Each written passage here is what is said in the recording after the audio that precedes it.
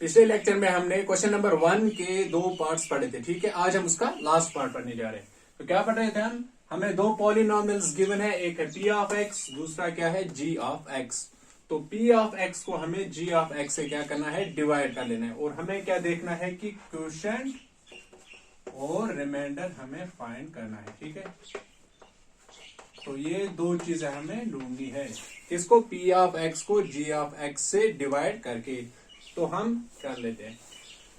तो लेकिन उससे पहले कि हम इसको डिवाइड करें, आप देख सकते हैं इसमें एक्स स्क्वायर की टर्म है, हो सकता है इसमें भी एक्स स्क्वायर आ जाए। तो इसको हम पहले कुछ जनरल फॉर्म में लिख लेते हैं।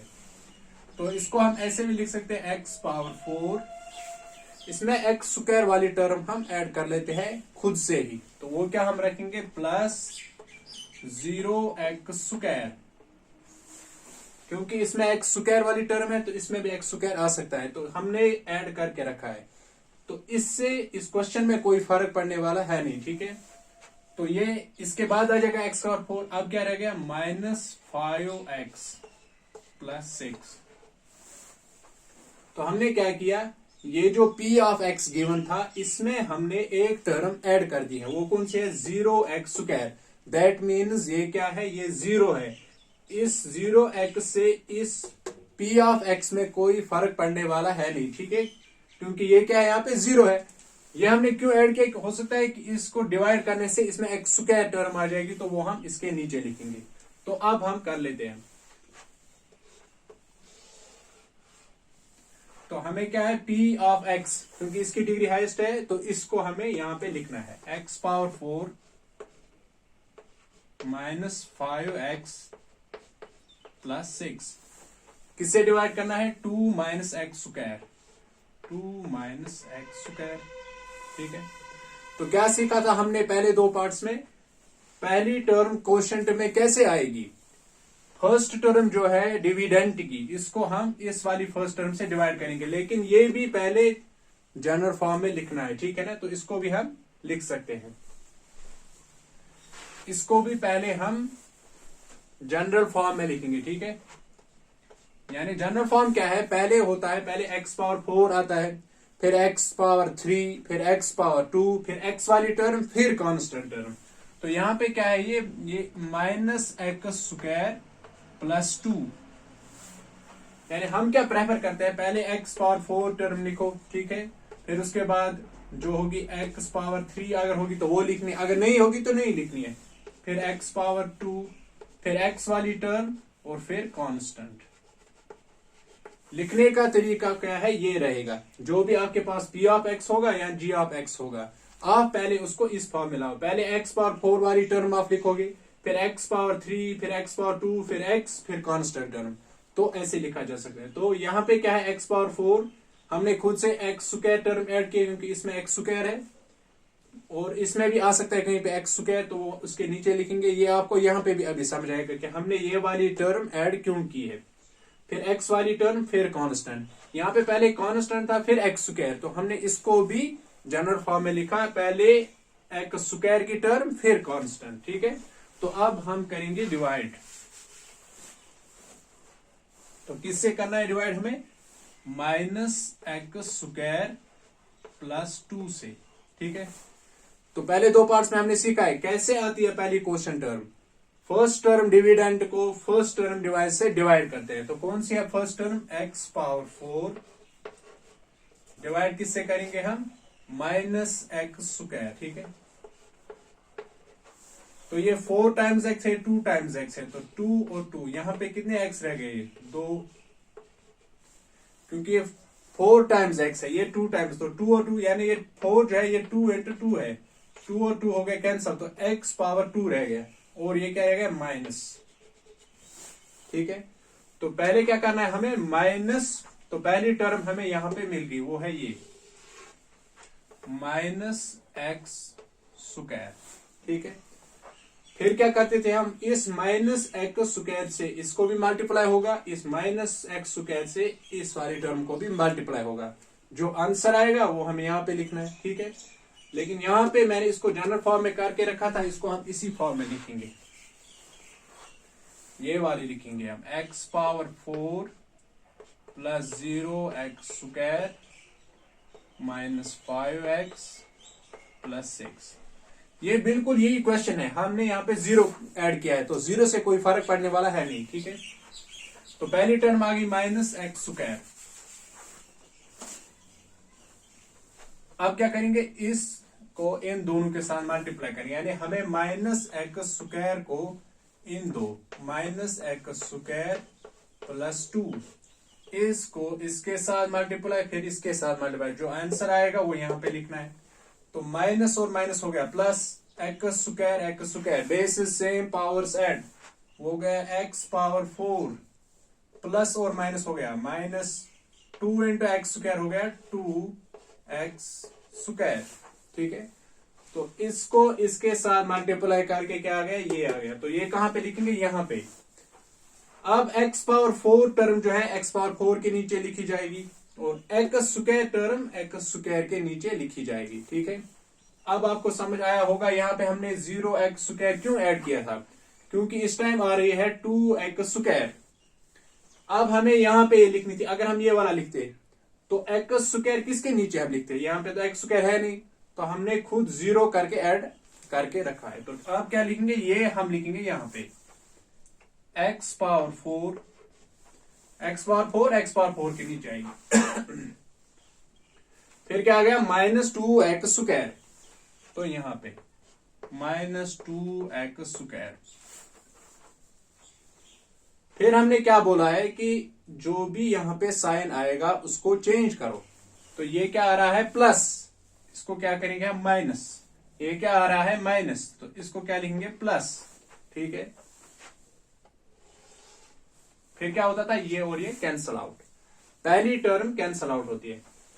अब ये तो 0 है, यहाँ पे 0x², ये 0 है, ठीक है। तो प्लस और प्लस हो गया प्लस, 2x² को 0 ऐड कर देना है, तो वो क्या आएगा, 2x²। ये 0 है यहाँ पे, प्लस और प्लस 2x² को 0 ऐड करना है, तो वो तो 2x² ही आएगा। और यहाँ पे कितनी टर्म्स है, 2, तो ये डायरेक्ट नीचे आएंगी, -5x प्लस 6। ये हमारा पहला स्टेप कंप्लीट हो गया, ठीक है। अब क्या करेंगे, अब हमें फिर से डिवाइड करना है। अब हमें दूसरी टर्म देखनी है, यहाँ पे क्या आएगी, फिर से वही रूल करेंगे, फर्स्ट टर्म जो है उसको फर्स्ट टर्म से डिवाइड करेंगे। तो इस टाइम क्या है, फर्स्ट टर्म 2x², डिवाइड किससे करेंगे, फर्स्ट टर्म क्या है, -x², ये x² और x² कैंसल आउट, यहां पे एक माइनस रह गया और रह गया 2, ठीक है, -2। तो कौन सी टर्म यहां पे बनने वाली है, -2। फिर से क्या होगा, इस -2 से इन दोनों को मल्टीप्लाई होगा, सिर्फ 2 से नहीं, ये -2 है, ध्यान रखो यहाँ पे -2 से इन दोनों को मल्टीप्लाई करना है। तो -2 -x² प्लस 2, इस वाली टर्म को इन दोनों के साथ क्या करना है, मल्टीप्लाई करना है। अब देखिए क्या आता है, ये माइनस और माइनस हो गया प्लस, 2 इंटू x² हो गया 2x², ठीक है, इन दोनों का ये हो गया प्लस माइनस, -2 2s are 4। तो ये वाली टर्म कहां पे लिखनी है, हमें यहां पे नीचे लिखनी है। तो 2x² यहां पे आएगी, -4, ध्यान से, ठीक है। -4 क्या है, कांस्टेंट है, तो ये कहां पे लिखा जाएगा, कांस्टेंट के नीचे, तो यहां पे लिखा जाएगा -4। ये जगह हमें छोड़ देनी है, क्योंकि यहां पे x टर्म कोई नहीं आ रही है। तो मैंने पहले बोला है, जो जैसी टर्म आएगी उसको उसके नीचे लिखो, x² के नीचे कांस्टेंट के नीचे लिखा जाएगा। इसका साइन क्या है, प्लस, इसको क्या बनेगा, माइनस, ये क्या आ गया, माइनस, इसका क्या हो जाएगा, प्लस। तो +2x² और -2x² कैंसल आउट, -5x के नीचे है कुछ नहीं, तो ये डायरेक्ट नीचे आ जाएगा। ये +6 है, ये +4 है, प्लस और प्लस हो गया, +6 + 4 कितना हो गया, 10। इसके बाद आप डिवाइड नहीं होगा, क्यों नहीं होगा, ये आपको ध्यान रखना है, क्योंकि यहां पे देखो x का पावर क्या है, 1, यहां पे x का पावर क्या है, 2। जब भी इसका पावर ठीक है, इसकी डिग्री, इसका पावर इस वाले पावर से कम हो जाए, यानी इसकी डिग्री इससे कम हो जाएगी, इसको डिग्री बोलते हैं। एक्स पावर, इसकी डिग्री 1 है, इसकी डिग्री क्या है 2। जब भी इसकी डिग्री इससे कम हो जाएगी तब क्वेश्चन स्टॉप हो जाता है, ठीक है, इसके बाद हम नहीं करेंगे। तो ये क्या रहेगा यहां पे, रिमाइंडर।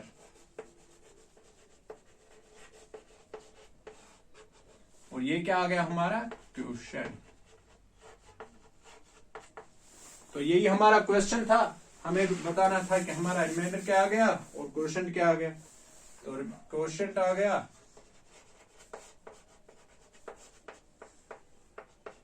-x² -2 और रिमाइंडर आ गया -5x + 10, ठीक है। तो ये कंप्लीट हो गया हमारा क्वेश्चन नंबर 1। अब हम देखेंगे क्वेश्चन नंबर 2, ठीक है। तो अब हम पढ़ने जा रहे हैं क्वेश्चन नंबर 2। क्वेश्चन नंबर 2 भी बिल्कुल यही है, इसमें थोड़ा, ठीक है, थोड़ा एक्स्ट्रा बोला गया है। अब यहाँ पे क्या है, ये एक पॉलिनॉमियल है, फर्स्ट पॉलिनॉमियल ये है, और ये वाला क्या है, सेकंड पॉलिनॉमियल। हमें बताया गया है कि सेकंड पॉलिनॉमियल, क्योंकि इसकी डिग्री ज्यादा है, ठीक है, इसको आप फर्स्ट पॉलिनॉमियल से डिवाइड कीजिए और बताइए ये फर्स्ट जो है क्या ये इसका फैक्टर है, ठीक है। तो थोड़ा आप रिमाइंड कर लो, हम कब बता सकते हैं कि ये इसका फैक्टर है, अगर इस वाले पॉलिनॉमियल को हमने इस वाले पॉलिनॉमियल से डिवाइड कर दिया और हमारे पास जो है वो रिमाइंडर 0 आ गया, ठीक है, रिमाइंडर क्या आ गया 0, तो ये इसका फैक्टर होगा। अगर इस पॉलिनॉमियल को इस पॉलिनॉमियल से डिवाइड करके रिमाइंडर 0 नहीं आया तो इसका फैक्टर नहीं है। तो हम वही फिर से करेंगे, फिर से इस वाले पॉलिनॉमियल को इस वाले पॉलिनॉमियल से डिवाइड करेंगे। अगर रिमाइंडर 0 आ गया तो सिंपली ये इसका फैक्टर है, ठीक है। ये हमने क्वेश्चन नंबर 1 में भी पढ़ा है। तो अब हम कहते हैं इसको कि इसका डिवाइड करके क्या आ जाता है। तो क्वेश्चन क्या है हमारे पास, 2t⁴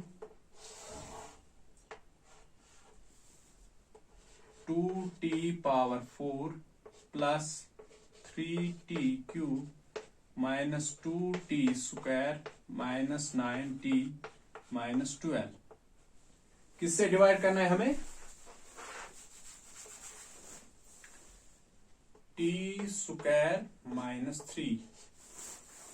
सबसे पहले हम क्या करते थे, हम इसको, ठीक है ना, जो डिग्री है उसको t⁴, t⁴, t² t constant, तो ये वहां से ही जनरल फॉर्म में है। तो यहां पे भी पहले t² फिर कांस्टेंट, तो इसको हमें पहले ठीक नहीं करना है क्योंकि ये वहां से ही हमें करेक्ट सेंस में दिया हुआ है। अब हम फिर से वही करेंगे, ठीक है ना। कैसे ढूंढेंगे फर्स्ट टर्म, अब आपको पता चल गया होगा कि कैसे ढूंढते हैं फर्स्ट टर्म। फर्स्ट टर्म ले लो डिविडेंड की, इसको डिवाइड कर दो इससे, ठीक है। तो वो क्या है 2t⁴ divide by t²। First term dividend, first term divisor की, तो क्या हो जाएगा, ये 4 टाइम्स t है, ठीक है ना, यानी ये 4 टाइम्स है, 2 और 2, लेकिन यहाँ पे अभी भी t² रह गया, ठीक है ना, क्योंकि ये 4 टाइम्स है, 2 टाइम्स है, और क्या रह गया 2। तो हमारे पास क्या आ गया, ये 2 रह गया और इसमें से 2t रह गए, क्योंकि t⁴ तो ये 4 है, 2t², ठीक है। t⁴ में से 2t कैंसल हो गए, किसके साथ, जो नीचे है। तो पहली टर्म क्या आ गई, प्लस 2t², 2t²। तो अब हमें क्या करना है इस 2t² से इन दोनों को मल्टीप्लाई करना है, वो तो आपने सीखा है, अब हम डायरेक्ट करेंगे, ठीक है ना। 2t² पहले मल्टीप्लाई करना है फर्स्ट टर्म से, वो t², ठीक है, हो गया 2 बेसिस से पावर साइड, ये t² हो गया t⁴, ठीक है। अभी इसको इसके साथ भी मैं आपको वैसे ही दिखाता हूं जैसे हम करते थे, ठीक है, आप कंफ्यूज मत हो जाएगी। 2t², इसको करना है t² -3 से मल्टीप्लाई, ठीक है। ये 2 तो ऐसे रहेगा, 2 1 2, t² हो गया t⁴ प्लस माइनस 2 3 6, और इसके साथ क्या है अभी t²। तो ये वाली टर्म कहां लिखी जाएगी, यहां पे लिखी जाएगी, ठीक है। t⁴, 2t⁴ यहां पे आ जाएगा, फिर है -6t², ठीक है ना। यहां पे आपको ध्यान रखना है कि -6t² कहां लिखेंगे, यहां पे लिखेंगे नहीं, ये टी स्क्वायर वाली टर्म के नीचे हम लिखेंगे -6t स्क्वायर। यहां पे हम खाली छोड़ेंगे क्योंकि यहां पे हमें वो टर्म लिखनी थी जिसके पास क्यूब था, वो तो यहां पे नहीं आ रही है। फिर से क्या होगा, साइन चेंज, माइनस, ये क्या बन जाएगा, प्लस, ठीक है। Cancel out first term, 3t³ ये नीचे आ जाएगी ऐसे ही। साइन उसका चेंज होता है जो यहां पे आंसर में आएगी, इसका साइन चेंज नहीं होगा। ये +3t³ है, ये वैसे ही आएगी। जो इसके नीचे है उसका साइन चेंज करना है। ये +6t स्क्वायर। अब जो नया साइन बन रहा है वही हमें लेना है, पुराना साइन हमें छोड़ देना है। +6t स्क्वायर -2t स्क्वायर, ये हो गया plus minus minus. 6t square में से 2t स्क्वायर निकाल लेना है, 6 में से 2 निकालने हैं, 6 में से 2 निकालने हैं। 6t square +6t square -2t square, 6 में से 2 निकालेंगे, क्या रह गया, 4। प्लस की माइनस, प्लस रहेगा क्योंकि प्लस वाली टर्म जो है बड़ी है। +4t स्क्वायर, अभी क्या है, -9t, फिर क्या है, -12। फिर से हम क्या करेंगे, अब यहां पे हो गया, फिर से हमें क्वेश्चन ढूंढना है। फिर से क्या करेंगे, फर्स्ट टर्म को करेंगे फर्स्ट टर्म से डिवाइड। 3t³ डिवाइड करना है। फर्स्ट टर्म क्या है, t स्क्वायर। यहां पे कितने t है, 3 टाइम्स। यहां पे कितने हैं, 2 और 2 कैंसिल आउट, तो यहां पे एक t रह गया, और क्या रह गया, 3। एक तो 3 है और एक t, 3 थे, 2 और 2 कैंसिल आउट, एक रह गया और 3 रह गया, तो 3t + 3t, ठीक है ना। अब क्या करते हैं, यहां पे हम ये +3t जो है इसको इन दोनों के साथ मल्टीप्लाई करते हैं। 3t को हम इन दोनों के साथ मल्टीप्लाई करते हैं। ये हो गया 3t, 3 तो ऐसे रहेगा, t × t स्क्वायर, इसका पावर 1 है, तो बेसिस से पावर ऐड हो गया t power 3। 3 1 3, t power 1, t power 2, base से पावर्स ऐड, ये हो गया -3 3 9, और है इसके साथ t।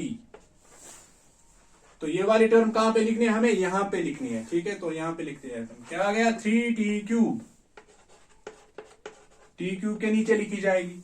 -9t, तो यहां पे तो नहीं लिखी जाएगी, यहां t स्क्वायर वाली टर्म लिखनी है। -9t कहां पे लिखेंगे, इस वाली टर्म के नीचे, -9t। फिर से क्या होगा, साइन चेंज, ये प्लस है, माइनस हो गया, ये माइनस है, ये प्लस हो गया, कैंसल आउट। अब क्या रह गया, 4t स्क्वायर, ये डायरेक्ट नीचे आ जाएगा। ये +9t है, ये -9t है, ठीक है, सेम क्वांटिटी है। ये +9t है, जैसे +2 और -2 कितना हो गया, 2 - 2 0, +9t -9t कितना हो गया, 0। अब क्या रह गया, -12, ठीक है। इसको प्लस नहीं कर देना, यहां पे जो नई टर्म आती है उसको हमें साइन करना है चेंज। तो क्या आ गया हमारे पास, 4t स्क्वायर -12। फिर से क्या करेंगे, अभी देखो t स्क्वायर डिग्री अभी बराबर है, तो अभी हम कर सकते हैं, ठीक है ना। जब डिग्री कम हो जाएगी तब हमें स्टॉप करना है, लेकिन अभी डिग्री बराबर है t स्क्वायर, तो अभी भी हो सकता है। अब हमें नेक्स्ट टर्म यहाँ पे ढूंढनी है, तो कैसे ढूंढेंगे, फर्स्ट टर्म क्या है, 4t स्क्वायर डिवाइड किससे करते हैं, इस फर्स्ट टर्म से। क्या है first term, t square, t square cancel out, तो आंसर क्या आ गया, 4। तो नेक्स्ट टर्म क्या बनेगी हमारी, +4, ठीक है। जब यहाँ पे सिंपल 4 आ जाता है तो +4, अगर -4 आता है तो हमें क्या लिखना था यहाँ पे, -4। फिर से क्या करेंगे, +4 को इन दोनों के साथ मल्टीप्लाई, 4 को मल्टीप्लाई होगा t स्क्वायर -3 से इसके साथ, ये तो फिक्स है, ये चेंज नहीं हो रहा है, ठीक है। 4 × t स्क्वायर हो गया 4t स्क्वायर -4 3 12, तो ये आ गया हमारा नेक्स्ट जो हम यहाँ पे लिखेंगे, 4t स्क्वायर और आ गया -12, ठीक है। इसके बाद क्या करते हैं हम, यहाँ पे ये +4t है, माइनस हो गया, -12 है, प्लस हो गया, ठीक है। ये +4t square -4t square cancel out, -12 और +12, ये 12 - 12 है, ठीक है। -12 + 12 कितना हो गया, 0। तो 0 क्या आ गया हमारा, रिमाइंडर आ गया 0, क्वोशंट आ गया। हमें इस टाइम क्वोशंट नहीं देखना है कि क्वोशंट क्या आ गया, हमें सिर्फ ये चेक करना था, ये पॉलिनॉमियल जो है फर्स्ट पॉलिनॉमियल, क्या ये सेकंड पॉलिनॉमियल का फैक्टर है? अगर सेकंड पॉलिनॉमियल को हम फर्स्ट पॉलिनॉमियल से डिवाइड करें, अगर रिमाइंडर 0 आता है तो ये इसका फैक्टर है, रिमाइंडर 0 नहीं आता तो ये इसका फैक्टर नहीं होता। तो हमारे पास तो इस टाइम रिमाइंडर 0 आ गया, तो ये जो है फर्स्ट पॉलिनॉमियल सेकंड पॉलिनॉमियल का क्या है, फैक्टर है। ठीक है, तो आई होप कि आपको समझ आया होगा। तो मिलते हैं नेक्स्ट वीडियो में।